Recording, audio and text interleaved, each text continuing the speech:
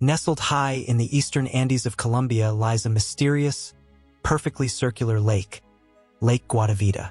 For centuries, this shimmering body of water has captured the imagination of explorers, treasure hunters, and historians alike. But more than just a scenic natural wonder, Guatavita is the birthplace of one of history's most alluring myths, El Dorado, the lost city of gold. From the early days of Spanish conquest, rumors began to swirl of a kingdom so wealthy, so drenched in gold, that even its rituals glittered with wealth beyond comprehension. But unlike the common perception that El Dorado was a literal city made of gold, the origins of this legend are far more symbolic and far more intriguing. The story begins with the Muisca people, an indigenous civilization that flourished in the central highlands of present-day Colombia long before European contact. Though they were not as expansive as the Inca or Aztec empires, the Muisca were highly organized and culturally rich, particularly in their reverence for gold, not as currency, but as a sacred material used in religious ceremonies.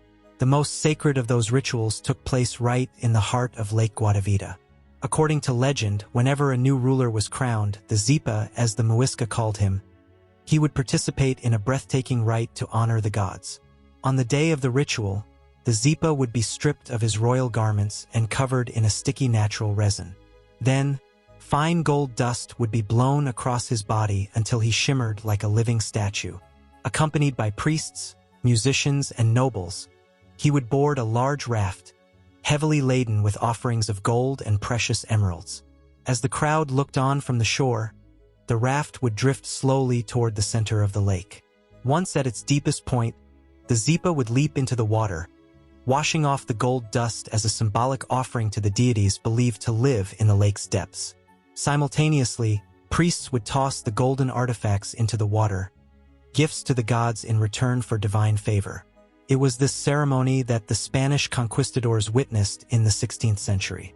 Dazzled by the shimmering ritual and the mention of untold treasure, they began referring to the ruler himself as El Dorado, the Golden One. Over time, the term evolved from a title to the name of a mythical place, an entire city made of gold hidden somewhere deep in the South American jungle. Driven by greed and wonder, the Spanish scoured the continent in search of El Dorado, launching countless expeditions into uncharted territory. Hundreds died in the pursuit. Jungle diseases, starvation, and native resistance doomed many of these quests. But the hope of unimaginable wealth never died. In 1912, British engineer Hartley Knowles led a major expedition to drain part of Lake Guatavita.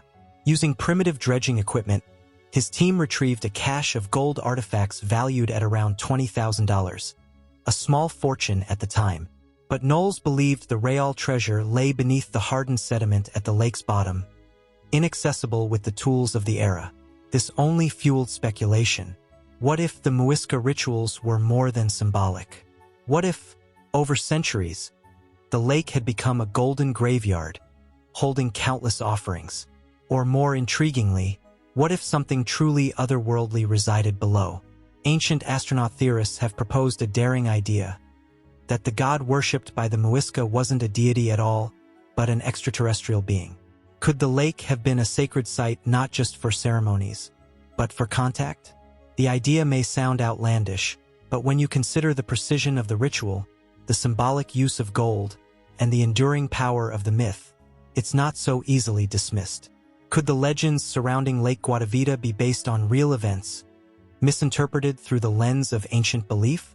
As the waters of the lake continue to ripple gently in the high mountain air, one thing is certain. The truth of El Dorado remains hidden. Whether it's buried treasure, ancient ritual, or something not of this world, Lake Guatavita still guards its secrets, and the search is far from over. For most of human history, gold has held a strange and irresistible allure. It's not just valuable, it's sacred. From ancient Egypt to Incan temples, from royal crowns to buried tombs, gold has always been more than mere wealth. But why?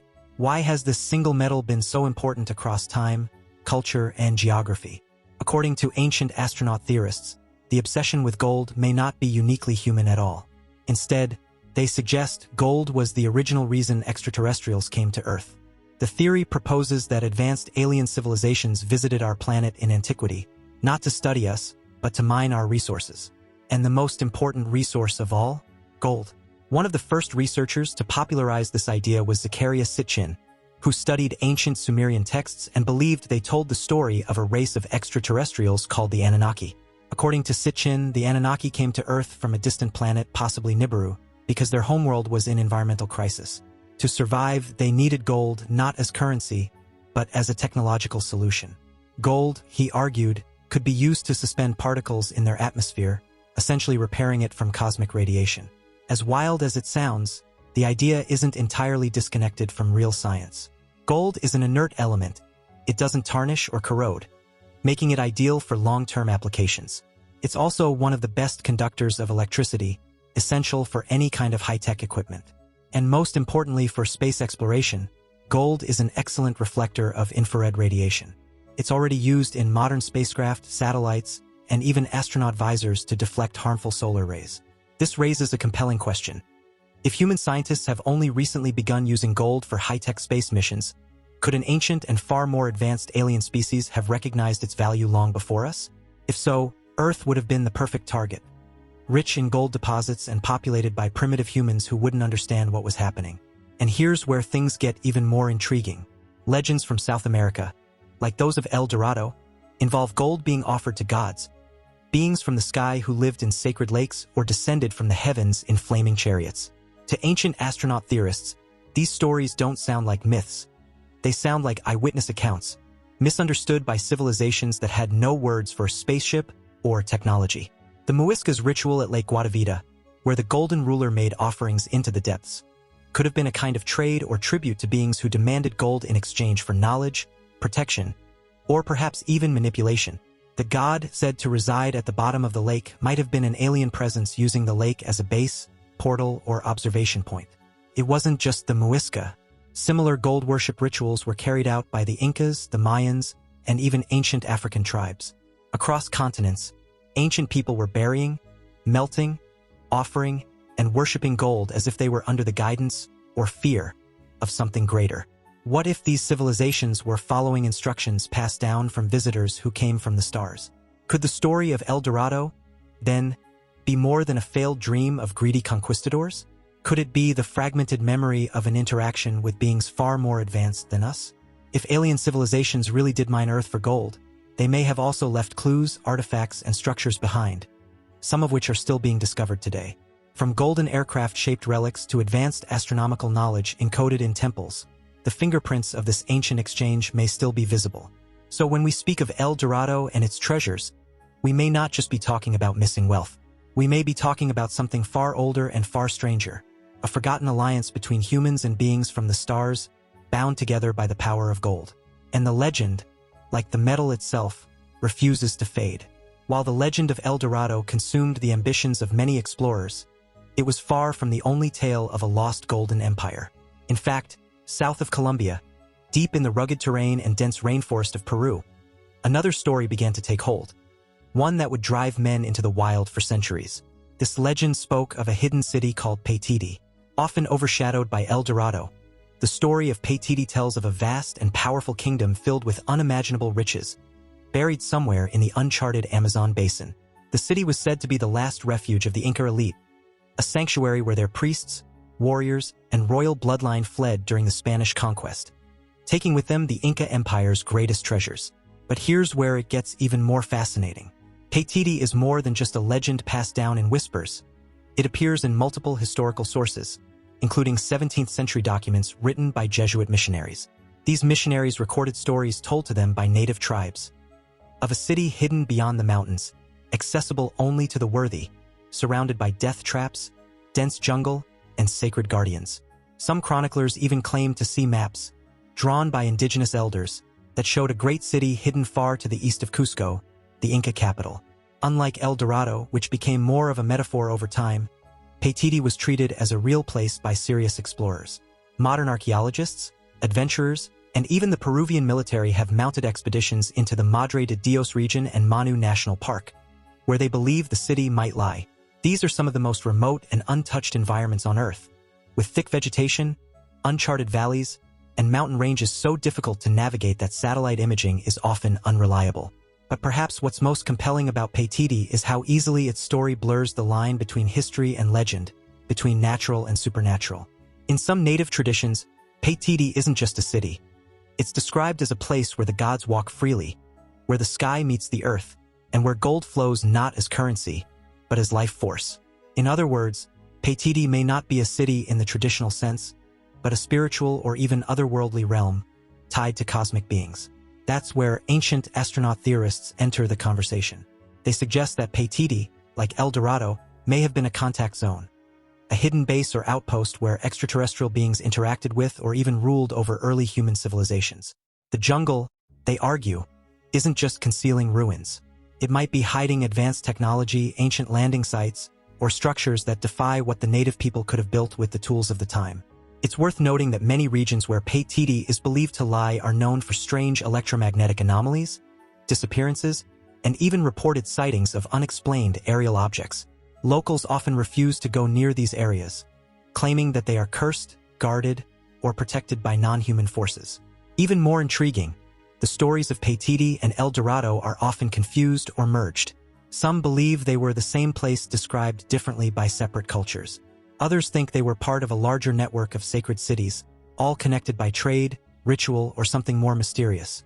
One theory proposes that both cities were designed under the direction of sky gods, following geometric alignments and energy grids that can be detected with satellite technology.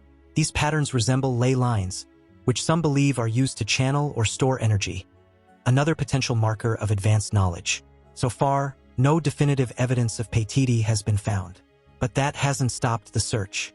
Modern explorers continue to risk disease, starvation, and deadly terrain, lured by the idea that just beyond the next ridge, just beyond the next river, lies a city that could rewrite history. A city not just of gold, but of cosmic significance. While stories of El Dorado and Paititi may be written in myth and legend, some ancient mysteries have left behind physical evidence, tangible artifacts that challenge everything we think we know about history.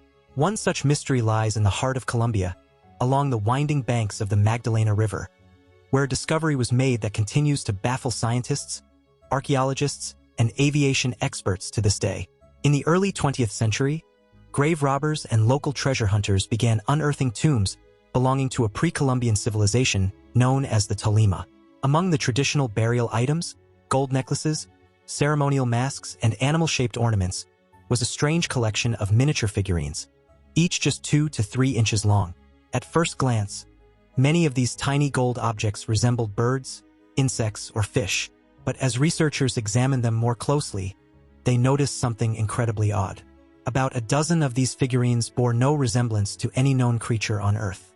Instead, they had swept-back wings, upright tail fins, stabilizers, and fuselage-like bodies, features that looked startlingly similar to modern-day fighter jets or spacecraft. This raised an extraordinary question. How could a civilization that existed nearly 1,500 years ago, with no known access to metal tools, engines, or flight technology, have created objects so perfectly aligned with the principles of aerodynamics? To ancient astronaut theorists, the answer was obvious. These weren't representations of animals or symbols. These were replicas, miniature models of actual flying machines witnessed or even used by ancient people. The theory caught international attention, especially when one of the figurines was closely examined by German aviation experts in the late 1990s. Engineers Algund Einboom and Peter Belting took one of the Tolima flyers and built a scale model, complete with an engine and landing gear, while staying completely true to the original design. They didn't alter the shape. They didn't add wings or stabilizers. They simply scaled it up. Then came the real test. On a makeshift runway, the model aircraft was set for takeoff. Powered by a small engine, the ancient design lifted off the ground and flew. Not only did the gold flyer glide through the air, it maintained stable flight, demonstrating that its form was more than ornamental. It was functional. According to the engineers, the aerodynamic structure was so perfect, it could only have come from someone with an understanding of flight mechanics. This breakthrough shocked many in the academic community, though skeptics still argue that the resemblance to jets is coincidental. They claim the designs are stylized representations of flying creatures, perhaps dragonflies or birds interpreted through an abstract artistic lens. But others point out that no insect, then or now, has wings positioned underneath its body like some of the figurines do. In nature, that kind of configuration doesn't exist. In aviation, however, it's a common feature of jet-powered aircraft. Moreover, the symbolism of flight is significant across many ancient cultures. From the flying Vimanas of India to the winged gods of Mesopotamia, human history is filled with stories of beings from the sky. Were the Tolima simply continuing this mythological tradition, or were they recording what they actually saw? Some researchers speculate that these objects were not just inspired by alien technology, but could have been gifts or teaching tools left by extraterrestrial visitors. The idea is that ancient cultures were not only visited by beings from beyond the stars but were shown how to replicate certain technologies. These flyers could be scaled-down models of alien craft, left behind or remembered through cultural expression. Whether you believe in ancient astronauts or not, one thing is undeniable. These gold objects defy easy explanation. They challenge our assumptions about what ancient people knew and what they were capable of. In a world without airplanes, without electricity, without metal engines, how did someone create such precise aerodynamic designs? And perhaps more hauntingly, why? Were they trying to imitate the gods? Recreate the vessels that once landed on Earth? Or were they merely recording a glimpse of a technology that came from far beyond the clouds? As the Tolima artifacts rest silently behind museum glass today, their tiny wings still whisper a question that has echoed through centuries. What did our ancestors truly see in the skies above? High in the rugged mountains of eastern Turkey, near the legendary Mount Ararat, a fascinating discovery challenges our understanding of biblical history. This region is long believed to be the final resting place of Noah's Ark, the ancient vessel said to have carried the last survivors of a world-ending flood. But beyond the Ark itself, researchers believe they may have found something even more remarkable: the lost city of Nashwan. According to ancient Armenian texts, Nashwan was the first settlement built after the floodwaters receded. It was said to be founded by Noah himself and became the starting point of a new civilization. In recent decades, American explorer David Allen Deal and others have pointed to ruins near Mount Ararat as possible evidence of this ancient city. Archaeological digs in the region have uncovered signs of a vast cemetery, possibly containing millions of graves. Local legends claim this is the burial ground for generations of people who believed that dying near Noah's tomb would bring spiritual favor. Could this truly be humanity's first post-apocalyptic city? Even more compelling is the growing geological evidence that a global catastrophe occurred around 10,800 BC, possibly caused by a cosmic impact or solar flare. This aligns with flood myths not only from the Bible, but from cultures all around the world. If Nashwan was real, it may not just be a religious symbol. It might be the first attempt at rebuilding human civilization after a nearly extinction-level event. Was this settlement guided by divine power, or by something more advanced than we yet understand? The answers may lie buried beneath the soil of Ararat, waiting for us to uncover our true origin story. For centuries, tales of a great flood have echoed across cultures, from the Bible's Noah to the Epic of Gilgamesh, from ancient Hindu texts to Native American legends. While many dismiss these stories as myths or metaphors, modern science is uncovering a startling truth. Something catastrophic did happen to the Earth around 10,800 BC. Geologists have identified a mysterious layer of blackened soil, found across multiple continents, called the Usalo Horizon. This dark band of ash and debris points to an enormous global event, an intense burst of heat, fire, and destruction. The cause? Many researchers believe it was either a massive solar flare or a comet impact, one that triggered apocalyptic wildfires and sudden climate change. According to geologist Dr. Robert Schoch, this event may have unleashed a solar outburst so powerful that it vaporized ice sheets, caused immediate flooding, and plunged the Earth into what we now refer to as a nuclear winter. Sunlight was blocked, temperatures plummeted, species died, entire landscapes were reshaped. Could this be the true origin of the Great Flood legends?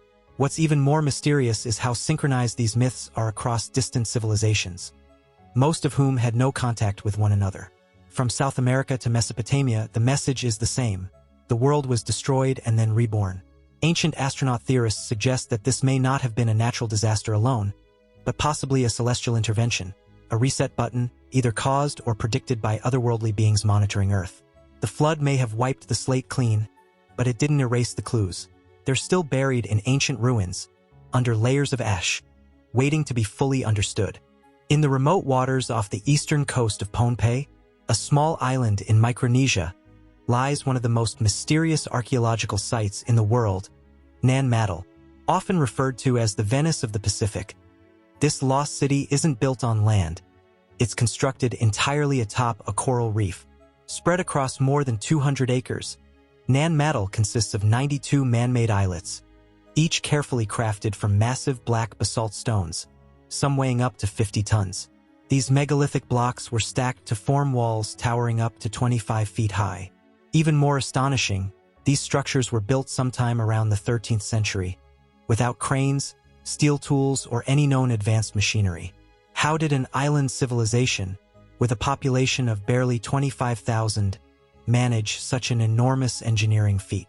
Mainstream archaeologists argue that the stones were hauled from nearby volcanic outcrops using rafts, ropes, and manpower. But this theory raises more questions than answers. Moving hundreds of thousands of tons of rock across ocean water and stacking them with such precision seems almost impossible without advanced technology. Local legends provide another explanation. According to native stories, the stones of Nan Madol were levitated, moved through the air by magical chants or ghostly forces. The site is often referred to by islanders as the City of Ghosts, and many believe it holds a powerful energy that modern visitors still feel today. Ancient astronaut theorists suggest these myths may point to the use of anti-gravity technology or sonic levitation, potentially passed down from or used by extraterrestrial visitors. Nan Madol defies logic and engineering as we know it. It's not just a city built on coral, it's a place built on mystery, and its secrets may be far older and far more advanced than we've ever imagined. Nan Madol isn't the only ancient site that raises eyebrows. Around the world, we find massive stone structures built with impossible precision, using blocks so heavy modern cranes would struggle to lift them.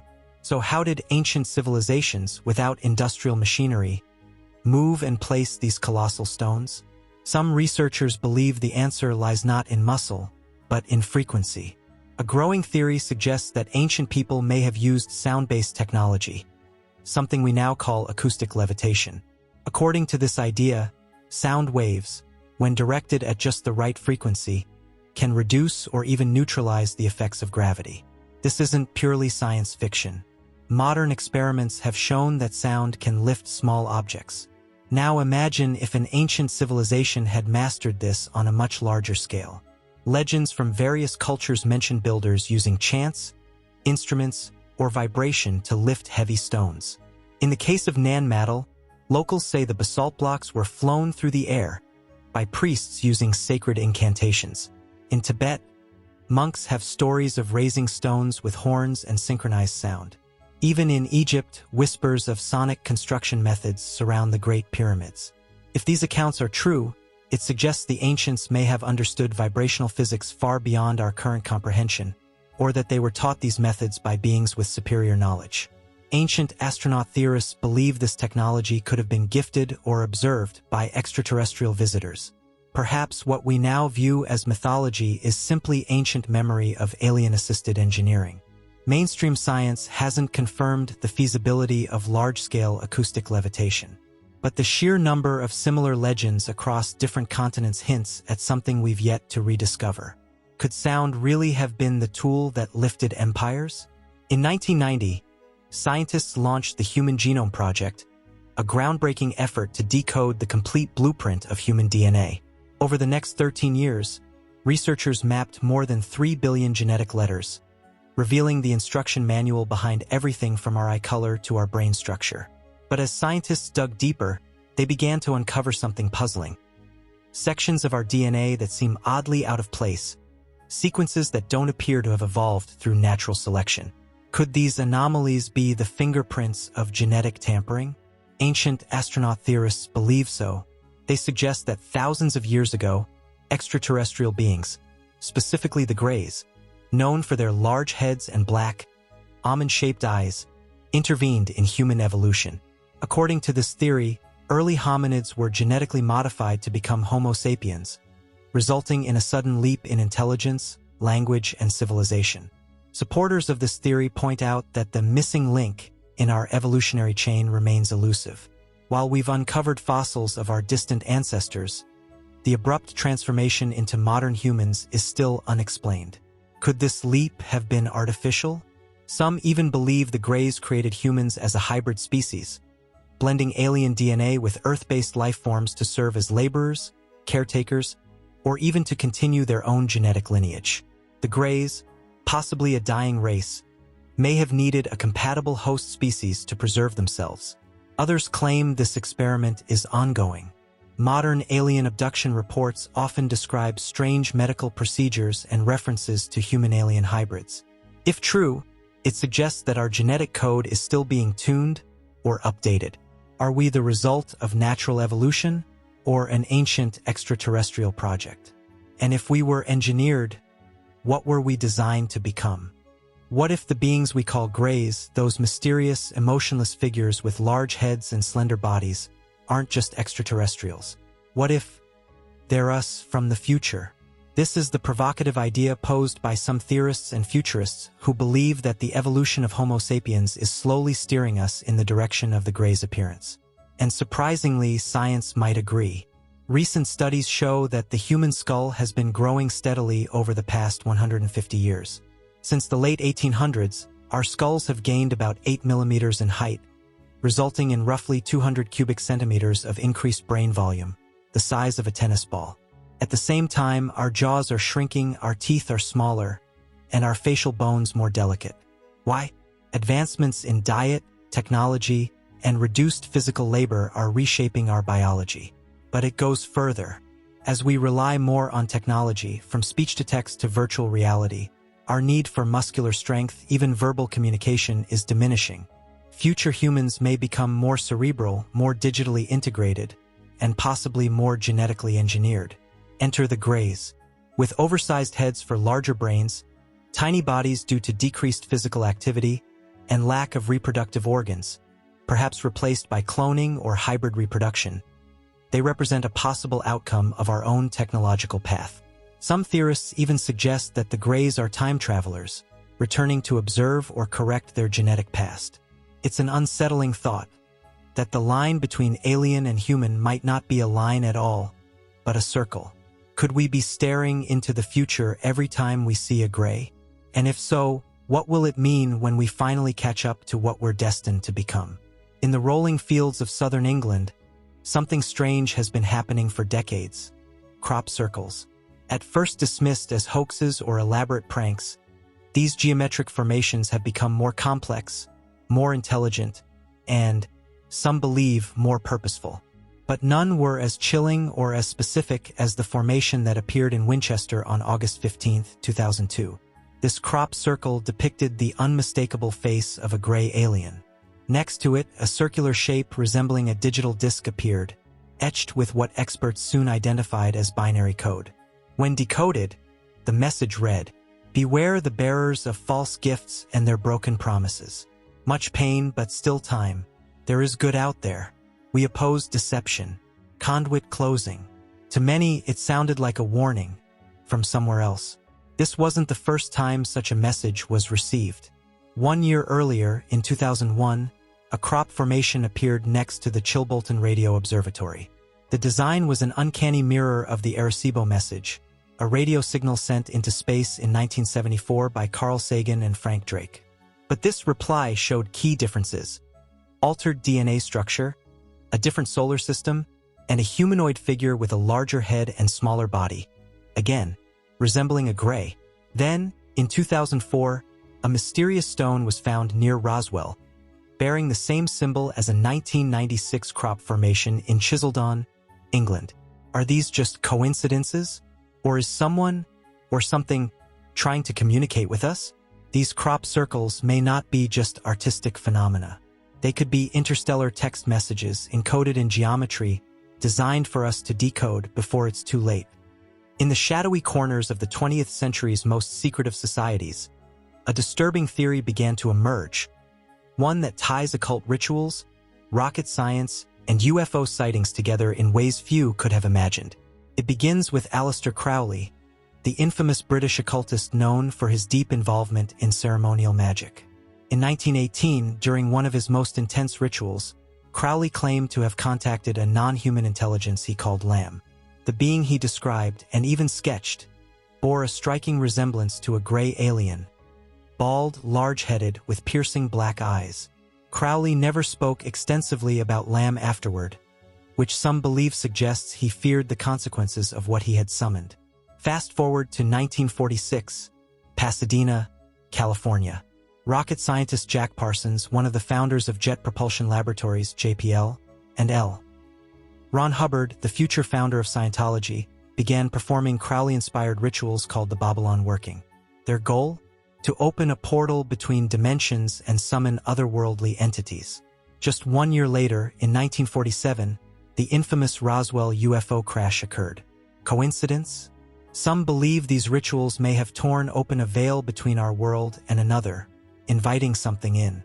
Ancient astronaut theorists suggest that these dark ceremonies, powered by intent and ancient knowledge, may have created interdimensional gateways, allowing extraterrestrials, or something resembling them, to cross into our reality. Could UFO sightings, starting in the late 1940s, be a direct result of these forbidden experiments? Were Parsons and Hubbard meddling with forces they didn't fully understand? Forces capable of changing the course of human history? If so, it may mean that the age of UFOs wasn't sparked by space travel or military programs, but by a ritual, a spell, and a door that was never meant to be opened. From mysterious lakes in Colombia to lost cities in the jungle, from golden aircraft-shaped relics to warnings burned into wheat fields, human history is filled with puzzles we've yet to solve. But what if all these pieces are part of the same puzzle? A larger, more profound truth hiding in plain sight? What if we are not simply alone in the universe, but rather the product of it? Throughout this journey, we've explored the idea that extraterrestrial beings may have visited Earth in the distant past, not just as observers but as influencers, shaping our cities, accelerating our evolution, even rewriting our DNA. Were they gods, or scientists, guardians, or creators? Ancient astronaut theorists propose a radical idea. We are their legacy. Their fingerprints are left in the monuments we can't explain, the technologies we shouldn't possess, and the sudden leaps in human development that defy logic. Even our myths, the flood, the flying gods, the cosmic wars, might be distorted memories of real events, passed down as legend but rooted in contact with otherworldly beings. Beings who may still be watching us. Our fascination with the stars, our drive to explore space, our unshakable curiosity about life beyond Earth. Could it all be a part of an ancient program, slowly guiding us back to where we came from? Maybe the Greys aren't invaders from beyond, but echoes of our own future. A warning or a mirror of what we may become. So we must ask ourselves, are we discovering alien life or rediscovering ourselves? The answer may not lie in the stars, but in our bones, our blood, and the stories we've carried since the dawn of time. This is more than history. This might be the truth of who we really are.